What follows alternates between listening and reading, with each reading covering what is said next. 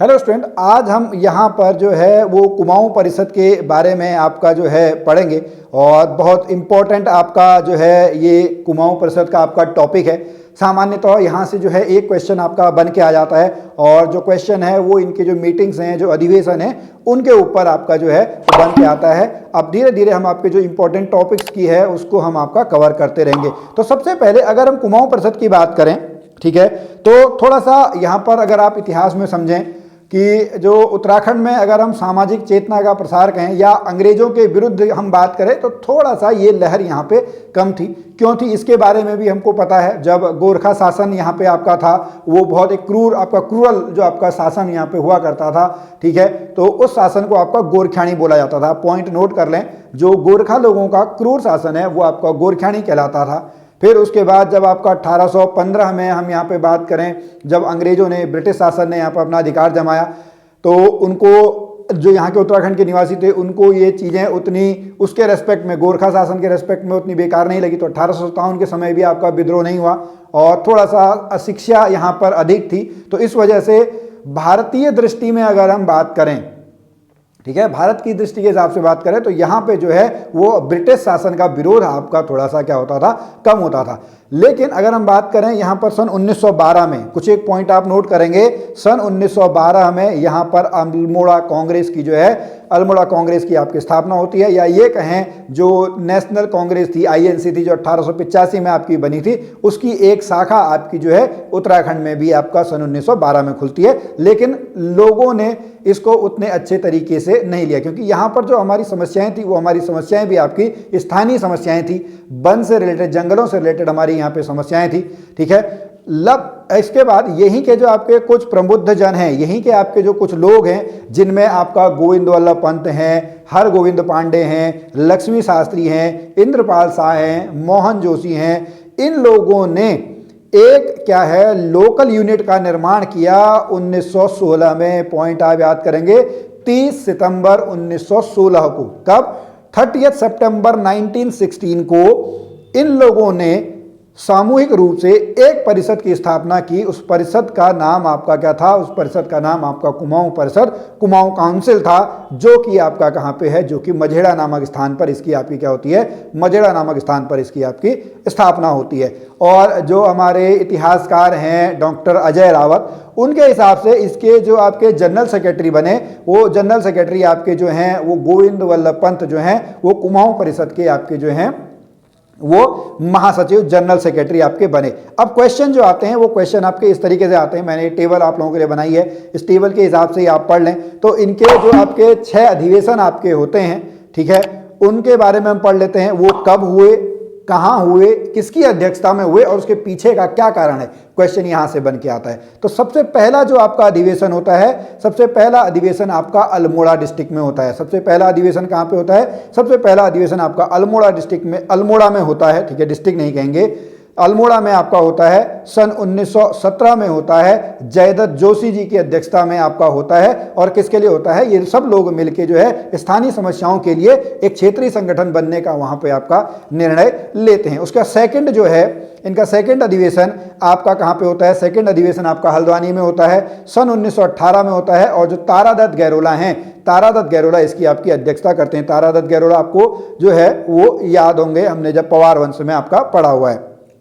अब यहीं पर एक जो इंपॉर्टेंट टॉपिक है जिसको हम नेक्स्ट लेक्चर्स में आपका कवर करेंगे, वो है आपका बेगार। बेगार से मुक्ति का यहां पर इन्होंने क्या है, एक आपका जो है संकल्प लिया था। जितने भी जंगल से रिलेटेड या जो हमारे आपके जो लोकल समस्याएं हैं, आज भी अगर हम देखें हमारी हैं जल, जंगल और जमीन, ठीक है, ये बहुत आपका उत्तराखंड की अभी प्रमुख समस्याएं इस समय भी आपकी जो हैं वो बनी हुई हैं। तो जो दूसरा अधिवेशन होता है वो आपका हल्द्वानी में होता है, तारादत्त गैरोला जी के अध्यक्षता में। उसके बाद नेक्स्ट हम चलते हैं, जो कि तीसरा है, वो आपका कहाँ पे होता है? वो आपका पौड़ी गढ़वाल के कोटद्वार में आपका होता है, सन 1919 में। बद्रीदत्त जोशी, याद करेंगे, बद्रीदत्त पांडे नहीं, बद्रीदत्त पांडे तो 5वें वाले में आते हैं, ठीक है। बद्रीदत्त जोशी जो हैं वो तीसरे अधिवेशन की अध्यक्षता करते हैं। और किसके लिए करते हैं? हिंदू मुस्लिम एकता के लिए करते हैं, भाईचारे के लिए। लिए, ये यहाँ पर आपका होता है। लेकिन इसमें आपका 1919 में यहाँ से कुछ लोग फिर कहाँ पे चले जाते हैं, वो जलियांवाला बाग हत्याकांड उस तरीके का आपका यहाँ पे देखने को जो है कोटद्वार से वहाँ पे चले जाते हैं। उसके बाद नेक्स्ट जो है वो चौथा अधिवेशन जो होता है वो आपका काशीपुर में होता है सन 1920 में। कब होता है? सन 1920 में आपका जो है काशीपुर में अधिवेशन होता है। किसकी अध्यक्षता में होता है? हरगोविंद पंत जी की अध्यक्षता में होता है। किसकी अध्यक्षता में?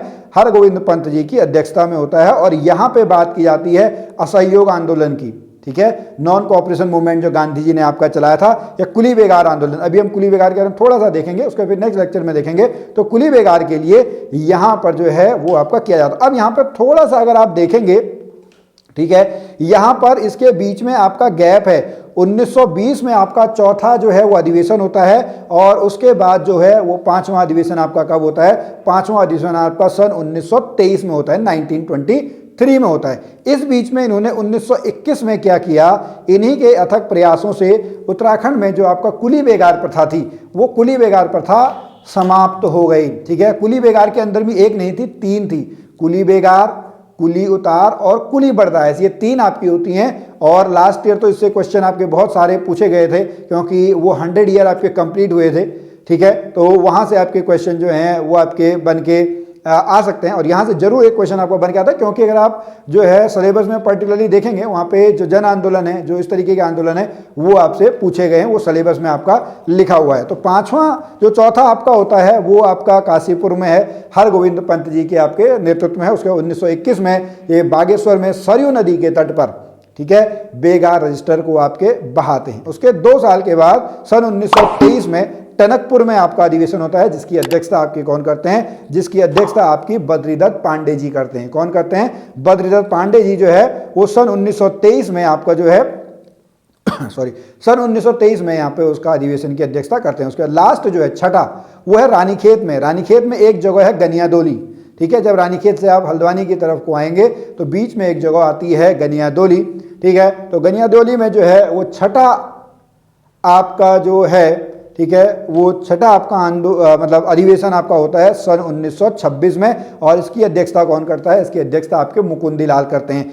अब यहाँ पर आपको ये पॉइंट भी याद करना है कि सन 1926 में इसका जो है वो अल्मोड़ा कांग्रेस में या कांग्रेस में क्या हो जाता है? विलय हो जाता है। ये दोनों आपके मिल जाते हैं। तो अब हम देखें, 1916 में इसका जन्म होता है, 1926 में इसका आपका विलय हो जाता है कांग्रेस में। ठीक है, अब इन 10 सालों में इसने बहुत बेहतरीन यहाँ पे काम किए। अभी हम देखेंगे इसके बाद 1926 में भले ही ये आपका जो है इसका विलय हो गया, लेकिन इसने बीच में जो है एक नायक सुधार आंदोलन है, ठीक है, नायक जाति के लोगों के लिए इसने एक आंदोलन छेड़ा। और इन्हीं के अथक प्रयासों से सन 1930 में जो नायक जाति का है वो आंदोलन भी आपका यहाँ पे इनके द्वारा चलाया गया, और उनको जो है सामाजिक अधिकार यहाँ पे मिले। तो नायक जाति के ऊपर भी आपके क्वेश्चन जो है वो बन के आ सकते हैं। नायक जाति जो है, अगर हमने, आपको याद होगा, वो चंद वंश में आपका आता है। जो नायक जाति की आपकी बालिकाएं जो हैं, नायक जाति की उत्पत्ति कहाँ से होती है? जो सैनिक आपका जब चंद वंश और ये पवार वंश के बीच में आपका लड़ाई होती है, तो वहाँ पे जो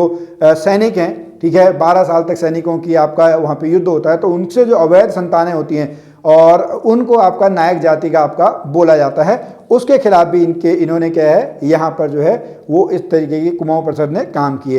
और अगर हम बात करें तो इनने जो लोकल यहाँ पे आपकी समस्याएं थी, विशेषकर जो जंगल से रिलेटेड आपकी थी, ठीक है, जंगल से रिलेटेड आपका एक सन 1930 में भी आपका हुआ था रवाई कांड। ठीक है, नरेंद्र शाह उस समय आपके राजा हुआ करते। ऐसे छोटे छोटे स्टूडेंट बहुत सारे टॉपिक्स आपके जो हैं वो इंपॉर्टेंट टॉपिक्स हैं। ठीक है, वो आपको देखना है। कुली बेगार पे मैं आपसे बात कर चुका हूँ। अगले लेक्चर में जब हम पढ़ेंगे तो अगले लेक्चर में हम कुली बेगार प्रथा के बारे में जो है वो पढ़ेंगे। और अगर आप लोगों की तरफ से अच्छा रिस्पॉन्स आता है तो ये जो छोटे छोटे ऐसे आपके टॉपिक्स हैं वो सीरीज आपकी हमारे यहाँ पे आपको देखने को मिलते रहेगी।